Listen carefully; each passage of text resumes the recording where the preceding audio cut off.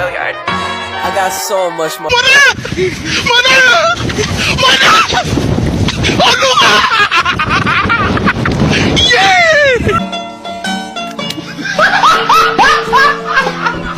Are you ready, kids? Aye, aye, Captain! I can't hear you. Aye, aye, Captain! Oh!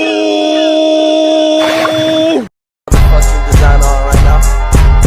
Break it down, bring it back, make it clap. I got 3 old thoughts, new block, where that thing. Bitches on my line, and you know Assalamualaikum warahmatullahi wabarakatuh. Kenalkan, nama saya Fikri Thomas dari kelas 4A Perbankan Syariah. Di sini saya akan menjelaskan apa itu e-commerce dan marketplace.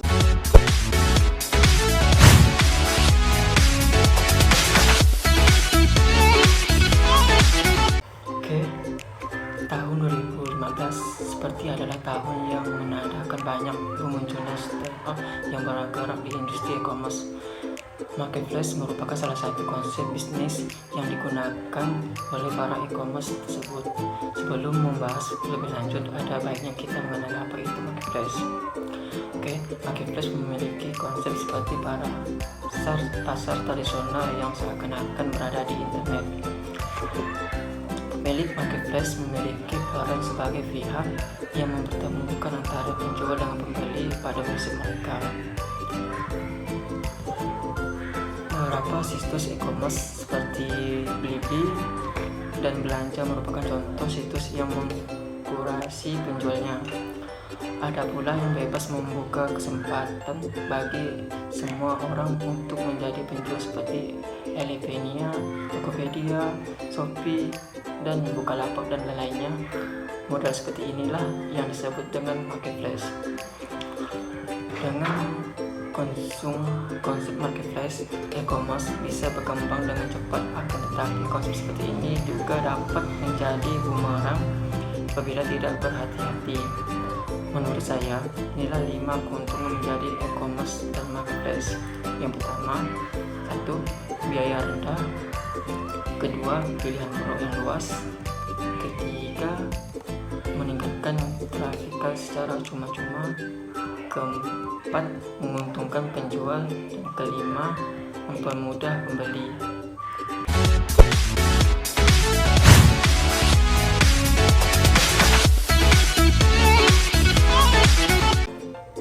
Oke, e-commerce memiliki dampak besar pada industri retail dalam berbagai cara. Namun demikian, e-commerce memungkinkan pengecer untuk mendapatkan pelanggan potensial, meningkatkan komunikasi, melacak keuangan, meningkatkan penelitian, dan meningkatkan merek-merek lebih mudah dari sebelumnya, serta meningkatkan penjual dengan cara yang hemat biaya. Cara utama dari e-commerce akan mempengaruhi ekonomi adalah dampaknya terhadap produktivitas dan inflasi. Ekspansi perdagangan elektronik yang terus-menerus dampak menyebabkan tekanan inflasi ke bawah melalui peningkatan persaingan. Biaya investasi yang lebih rendah. Salah satu alasan terbaik untuk membuka situs e-commerce adalah karena memerlukan investasi yang rendah dibandingkan dengan toko fisik. Untuk mengurangi harga situs web e-niaga, Anda dapat menggunakan strategi pemasaran terbaik yang melibatkan pencarian organik, bayar per klik, atau lalu lintas media sosial. E-commerce dapat memiliki pemasaran salah satu lawan satu, sedangkan perdagangan tradisional hanya dapat memiliki pemasaran satu arah. E-commerce menyediakan layanan pelangganan yang baik dalam berbagai bentuk seperti opsi obrolan atau panggilan langsung dengan eksekutif layanan pelangganan, sedangkan pedagang tradisional tidak menyediakan dukungan pelangganan semacam itu. Apa 4 besar dari e-commerce? Ada memahami keuntungan dari e-niaga, yaitu proses pembelian lebih cepat, pembuatan cantuman toko dan produk, pengurangan biaya, iklan kemasan yang terjangkau, fasilitas untuk pelanggan, tidak ada batas jangkauan, membandingkan produk dan harga, respon yang lebih cepat terhadap permintaan pembeli atau pasar. Keunggulan e-commerce adalah alasan mengapa vendor seperti Amazon memilih bisnis online. Ini memberi mereka beberapa keunggulan unik dibandingkan persaingan mereka yang terikat toko. Keuntungan terbesar adalah biaya rendah, fleksibilitas, dan kecepatan tingkat data yang tinggi.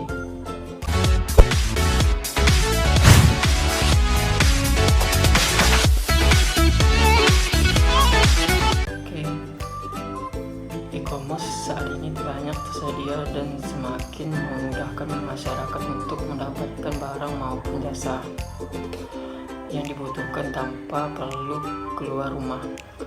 Konsumen cukup mengklik pilihan barang, memasukkan dalam keranjang belanja, kemudian memilih metode pembayaran dan pengiriman.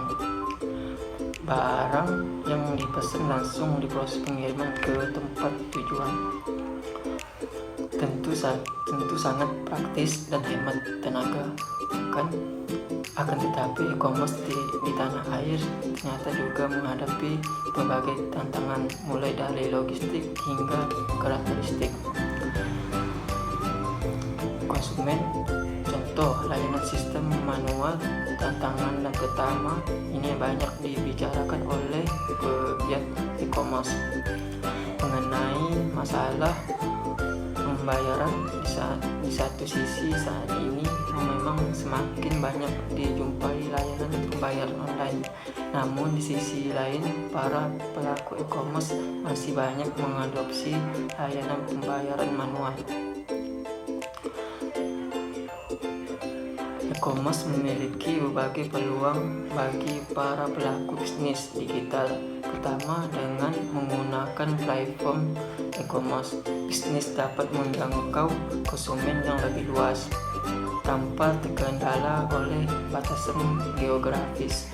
Kedua, e-commerce dapat meningkatkan efisiensi bisnis dengan mengurangi biaya operasional yang harus dikeluarkan untuk menyewa tempat usaha dan mempekerjakan karyawan.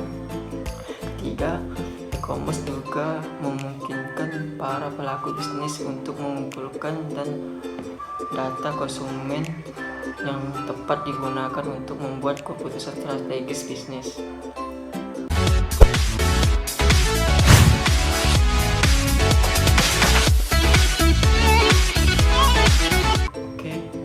Dapat dipahami bahwa peran yang telah diberikan oleh pemerintah dalam perkembangan e-commerce saat ini bisa dikatakan belum cukup optimal. Hal ini dikarenakan langkah dari pemerintah masih sering berada di belakang garis, yang mana jika diukur dalam hal yang menyeimbangkan diri dengan segala bentuk perubahan ataupun kemajuan teknologi yang terjadi. Adapun peran-peran yang dihadirkan di sini berupa pengadaan fasilitas-fasilitas penunjang perkembangan startup, utamanya yang tercantum dalam kebijakan ekonomi. Selain fasilitas, terdapat pula berbagai macam regulasi yang berkaitan dengan hadirnya e-commerce, seperti peraturan yang mengatur tentang perdagangan elektronik, peraturan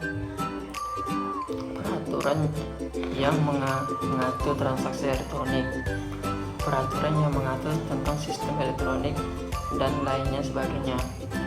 Dari segala bentuk hadirnya pemerintah dalam sebagai aspek tersebut, tentu saja bisa dilihat bahwa pemerintah telah secara maksimal memberikan upaya untuk mendukung tumbuhnya ekosistem e-commerce yang sehat.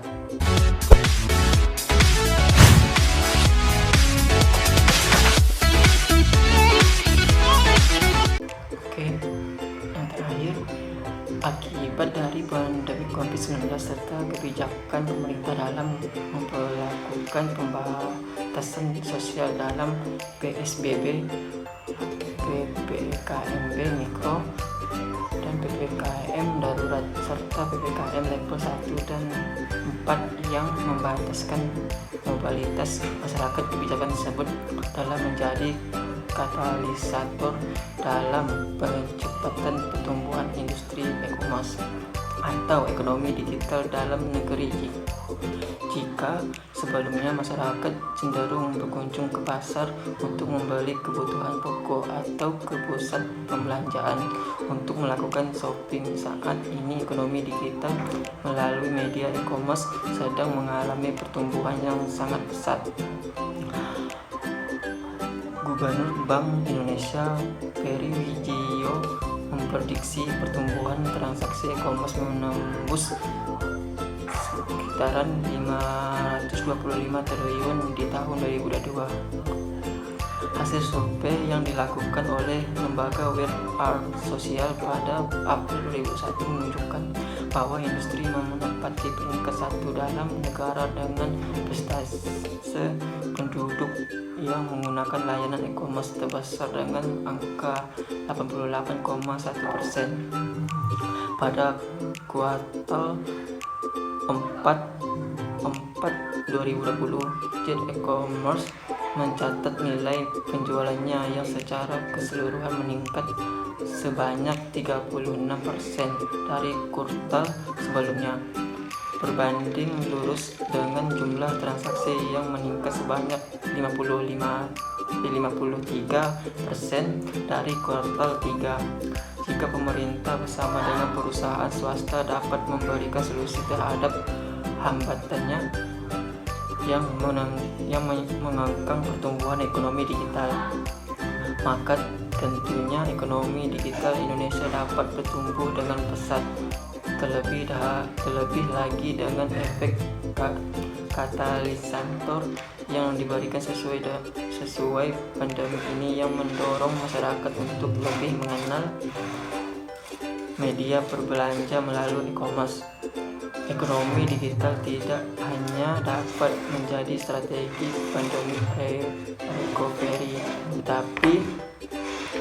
tetapi juga mempotensi besar menjadi pemain besar dalam pertumbuhan ekonomi Indonesia di masa depan. Sekian penjelasan dari saya. Wassalamualaikum warahmatullahi wabarakatuh.